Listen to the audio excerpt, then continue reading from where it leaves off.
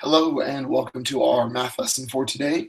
Today we're going to be doing lesson 11-5, topic 11, lesson 5, which is the last lesson before we start to review, before our test. So this is problem solving. We're just going to go through and take a look at some of the problems. So let's go ahead and start with our anticipatory set, which, because I'm in a fantastic mood, is going to be about the Broncos. So Broncos had a great game plan to stop the Panthers.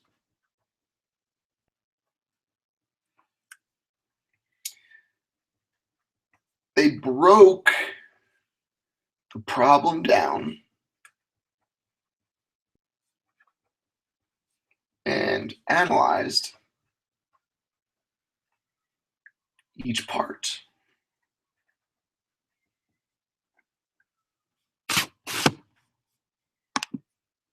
So obviously, I'm just throwing that one out there because the Broncos won the Super Bowl, and I'm so very, very, very happy. So if my voice is lost, I'm so sorry, but the Broncos won the Super Bowl. So, okay, let's go ahead and take a look. Remember, our standards these days, we're using many of them. So we don't need to write them all down. We've already written each of these down individually. So we're going to go ahead. I'm just going to put down which categories we are in, which is ratios and proportions. We have our expressions, and we have our number sense. Each of those main standards is what we're hitting with this problem solving.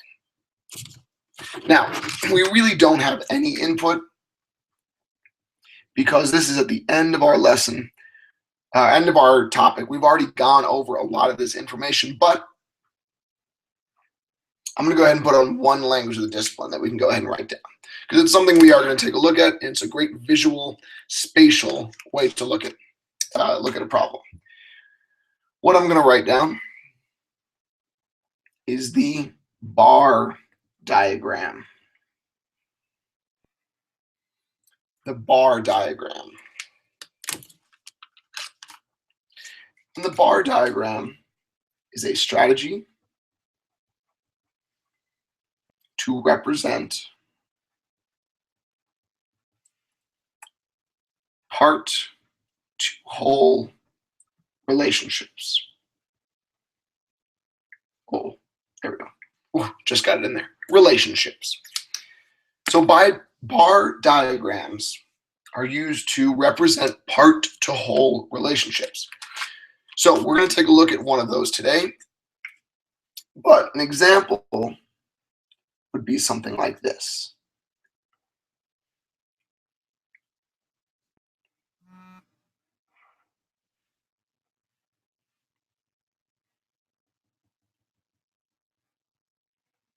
So that is a very basic bar diagram right there. And that's telling us that our answer is 32 more than a number. We're using n as our variable. 32 more than n equals this. So you can see it visually, the pieces. These are the two parts. That would be the whole. And we'll go into detail with that one. Now, one other language of the discipline I want us to write down for today is formula. We should probably all know what formulas are, but just in case, a formula is an equation that consists mostly of variables. Now, also, a formula normally represents an established concept. Now, you'll see we're going to do an example today with Celsius and Fahrenheit. So that is an established concept. People know what Fahrenheit and Celsius is. Temperature measures, and you can see that because there is a formula. There is a formula for distance. There is a formula for speed. There is a formula for anything, but these are established concepts that have a formula for them. Okay, let's go ahead and get into our modeling. Now our modeling for today, I'm going to go over, we're going to do 3 examples, okay? Because at this point, we've gone over all the lessons. This is simply looking at these problems, these word problems, which is much more what we do these days in math. We go by these word problems where we have to use logic. So let's start out with how we use a bar diagram. A bar diagram can be used for a problem sort of like this one. A company has 5 samples to ship to a client. Each sample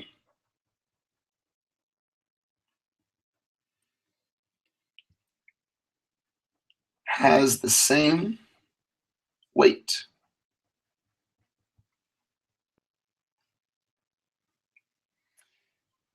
A box to ship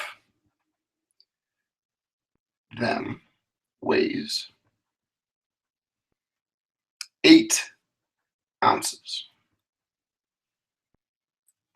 before it is packed.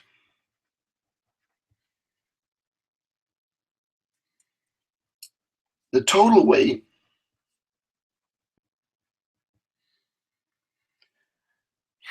is 47 ounces. Use a bar diagram to show the situation. Okay, so we've gotten our question down, our situation, and we need to figure out what the situation looks like visually. So let's start by finding what is it that we don't know. The unknown, we know that there are 5 samples. We know that the box weighs 8 ounces.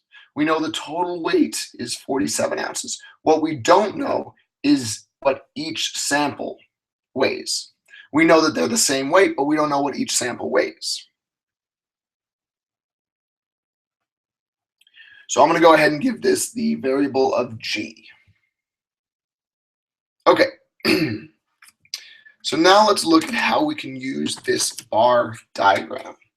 Now, we know that there are 5 samples. We don't know what that weight is, but we know that there are 5 samples, and each of them weigh g. So we can write it out as 1, 2, 3, 4, 5. There we go. We have 5 samples. G, G, G, G, G. Then we want to add on to that. What else is going into the total weight? Well, the box weighs something already. The box weighs 8 ounces. And all of this is going to add up to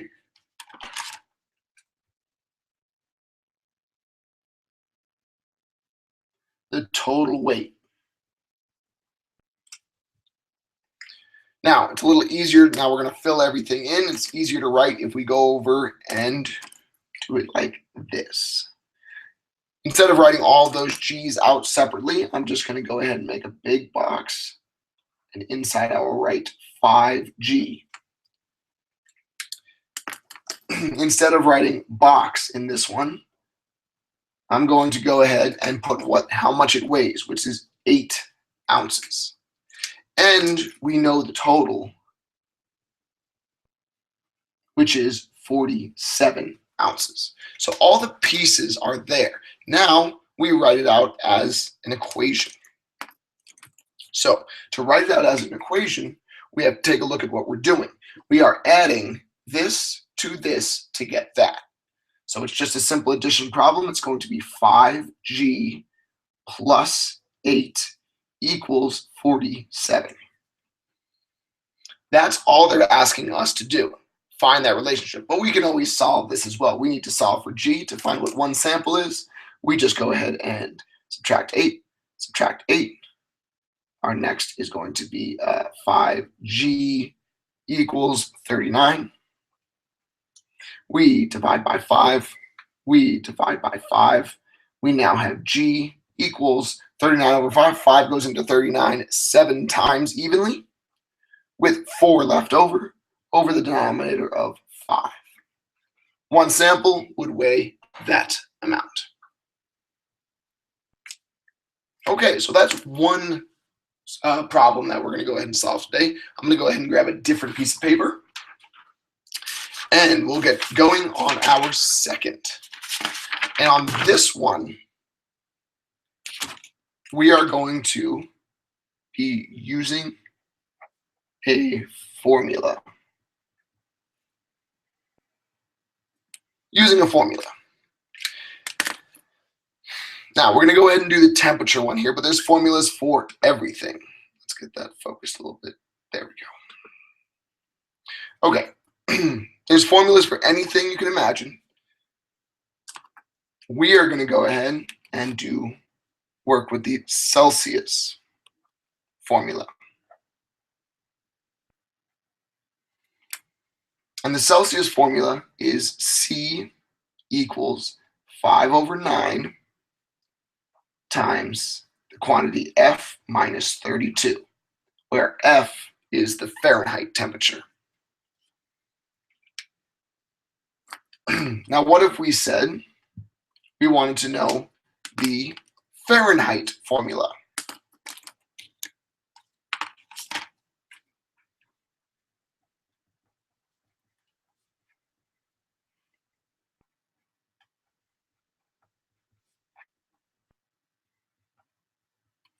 If we didn't know it, we could do our simplification, or we could do our substitution and moving everything around and solve for the quantity F. So let's go ahead and do that. If we don't have what we need, C equals 5 over 9 times quantity F minus 32. Then we go piece by piece. First of all, we need to multiply by 9 over 5. Because we want to cancel these out. And we need to multiply C by 9 over 5. That gives us 9 over 5C equals F minus 32. So we go ahead and add 32, and we add 32, and we are left, and I'm going to flip it around so that it starts with F. We are left with F equals 9/5 C plus 32. So now we have our Fahrenheit equation. Now, obviously, to use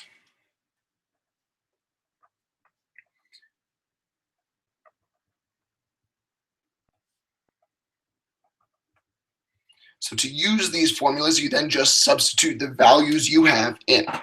So we're going to do one that's very close to my heart. Today in Denver,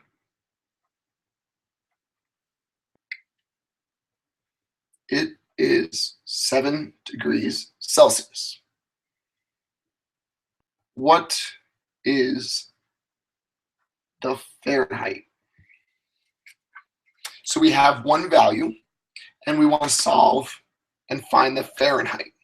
So that means we know Celsius. We need to use our Fahrenheit equation. So our Fahrenheit equation is F equals 9 over 5 C plus 32. We're going to go ahead and plug in F equals 9 over 5 times 7 plus 32. And then we simply solve. Now, 9 over 5 times 7, we're going to have to figure that out. So I'm going to go ahead and over here, 9 over 5 times 7 over 1. I'm going to multiply straight across. 9 times 7 is going to give me 63 over 5. Then I want to turn this into a decimal so I can go ahead and actually add the 32 to it. So I'm going to go ahead and say 5 goes into 63. How many times? 5 goes into 6 one time. 1 times 5 gives me 5. Subtract and get 1. I bring down my 3. 5 goes into 13 2 times evenly. 2 times 5 is 10. I subtract and get 3. 5 can't go into 3. We have to put a decimal, drop a 0. 5 goes into 30 6 times perfectly evenly, meaning I can rewrite my equation as F equals 12.6 plus 32. Then it becomes easy. So today in Denver, it is 44.6 degrees Celsius. Oh, sorry, Fahrenheit. Already did. So close, so close. So that's actually the temperature today in Denver. So there's using a formula. Pretty simple. We're just substituting in what we need. We're going to go ahead and I'm going to move to my last page. We're going to do one more example, and then we're going to be good for the day. Now, this next one is going to be, we're going to talk about matching equations to situations. So we're going to do one each way. One, I'm going to give us words, and we're going to have to find the numbers. And one, I'm going to give us numbers, and we're going to have to find the words. So I'm going to go ahead and write, and yes, these are going to be Super Bowl edition. What situation fits this model? Okay. So what I'm going to go ahead and say is x plus 4.5 equals 7. Just a basic one like that. And I'm going to give us two different situations, and you need to decide which one is actually represented by this. So is it A, that Von Miller had 7 sacks, 4.5 times as many as the rest of the team? Is it that, or is it the Broncos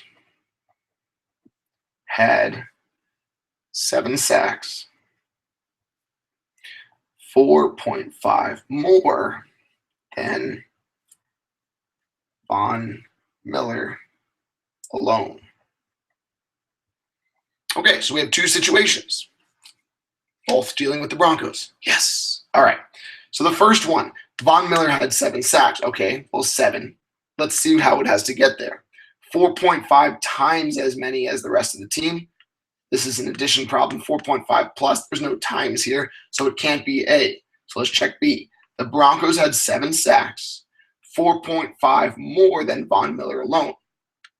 7 is 4.5 more than what Von Miller got, which is 2.5. 2.5 sacks.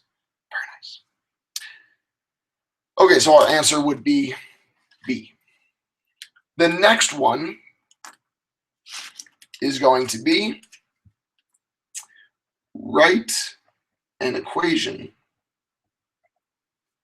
for the final score of Super Bowl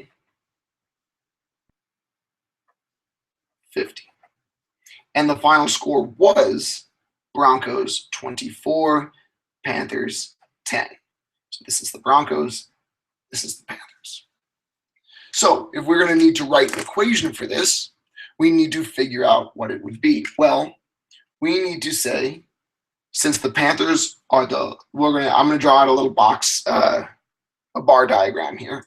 But if the Panthers have less, that means they're the part to the Broncos whole. So let's say the Panthers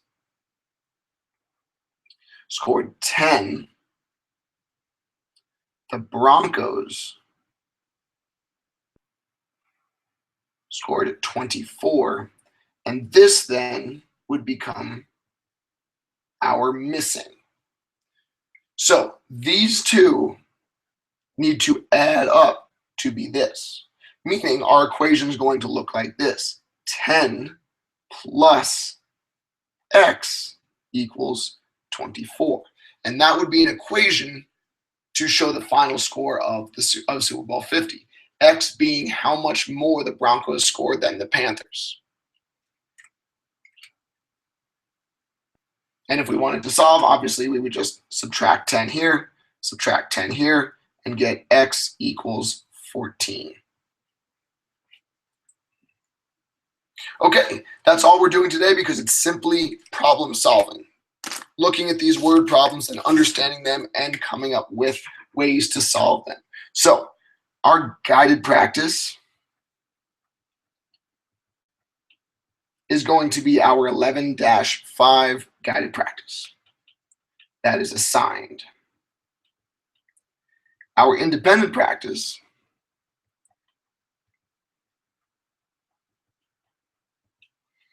is to begin to review our notes because we have a test coming up at the end of the week. So take your time going through your notes. Okay, that's everything for today. One last time, go Broncos, and have yourselves a great day.